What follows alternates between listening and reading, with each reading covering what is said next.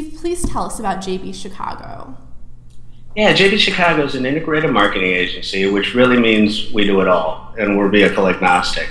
The whole goal is really to create customers for our clients, right? And there's two basic sides to that. One is really smart, ownable ideas, and then the other half is smart tactics measured down to ROI. So where we typically start with somebody is through a brand strategy process, where we find that one ownable thing that makes them different than any other company out there. Once we have that, we move on to the creative platform. What does that look like, smell like, right? And then the last part is, what's the tactical marketing plan? How do we take that idea and that message and that creative out to the potential customer? Then we execute against it. If the marketing plan calls for a website, we build a website. If it's social media it is. If it's trade show, we go and execute at the trade show. But tactic-wise, really our claim to fame was we happened to take Axe deodorant, Unilever as the first brand on Twitter, and started to measure it down to ROI. So we brought those Fortune 500 and CPG approaches down the middle market. So once we have that idea, we know how to get it out there. Sure. And now, who is your typical client? You say you're vehicle agnostic, but what are the types of companies that you've worked with? Well, our sweet spot is really middle market. Really, that's where we hang our hats.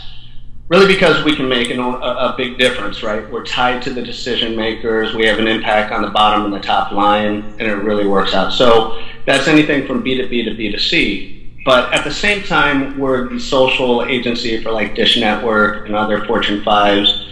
And then in between, we're kind of the go-to agency for a lot of the big agencies. So we're the hired guns on the side, if you will. Sure, sure.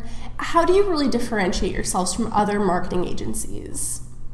Well, once again, it's really both through the ideas part that I talked about and the tactics side. From the ideas part, what we really like to do is break down into a company's 4 C's. Their company, the category, the competition, and most important, the customer, and really start to get some key insights and figure out, for each of these insights, let's put them all together and craft somebody's brand idea. Once again, that one ownable thing that differentiates you from somebody else. The way to kind of describe that would be like Dell versus Apple, right? Both of them have access to the same talent pool, same hardware, same everything out there, right? Dell comes at you and says, with a direct response campaign, and they say, hey, we could build a really good computer, it's really cheap, want to buy one? Where Apple says, hey, we break the status quo, we do things different, it's all about the user and the user experience. Oh, by the way, we happen to make computers, want to buy one. And if you buy a computer for us, why not a phone, why not anything else, right? You trust the brand itself. Now, from a return side or a tactics side, the big value is I'm a geek about return and measuring things and metrics. So the whole goal is if you spend $1, you should get more than $1 back. Now, early on when we did the Axe campaign, we found that Google wasn't tracking any of the stuff we needed tracked.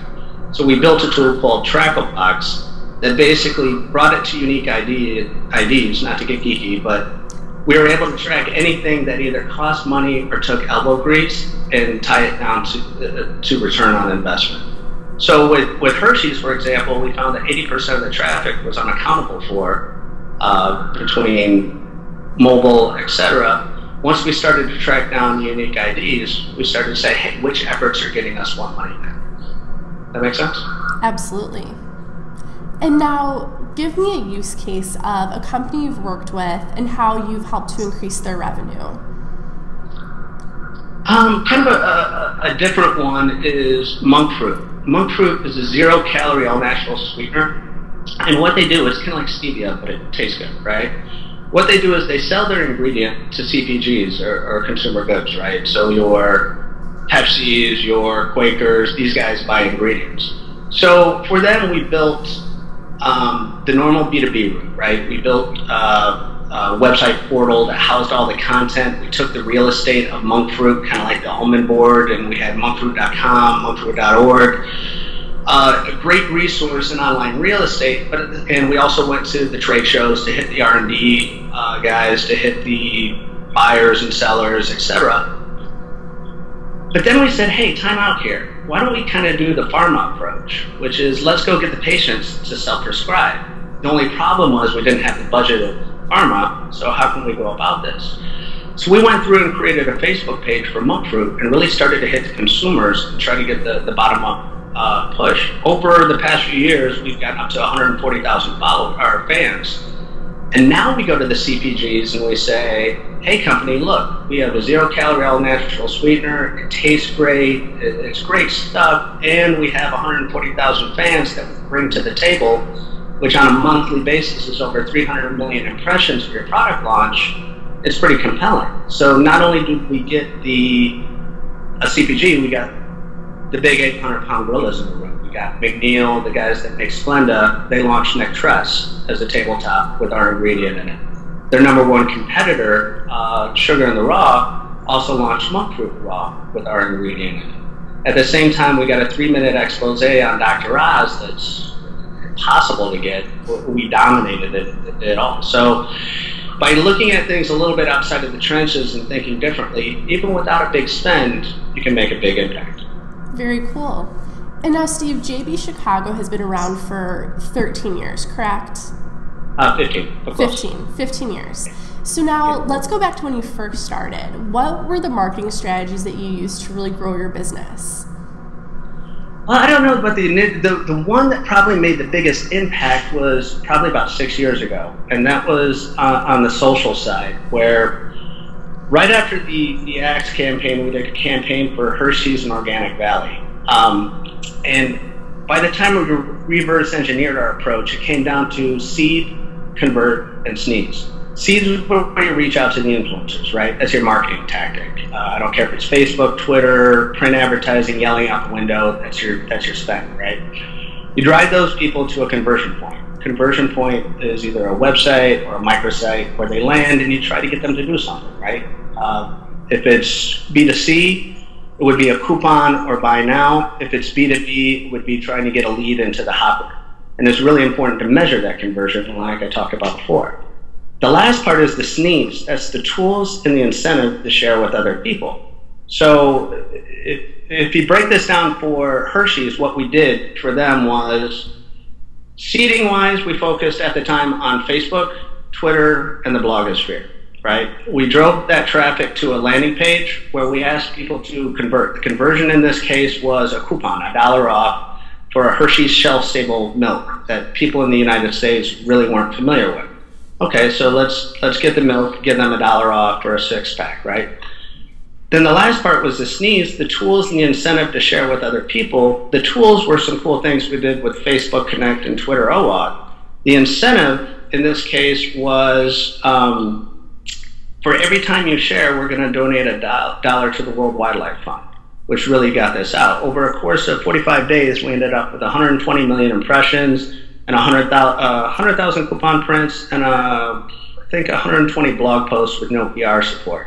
Wow. And it's like, wow, this is kind of cool. So we took the approach from online, and you can really take that anywhere, right? No matter what marketing tactic you're doing, let's measure it down from the tactic to that page.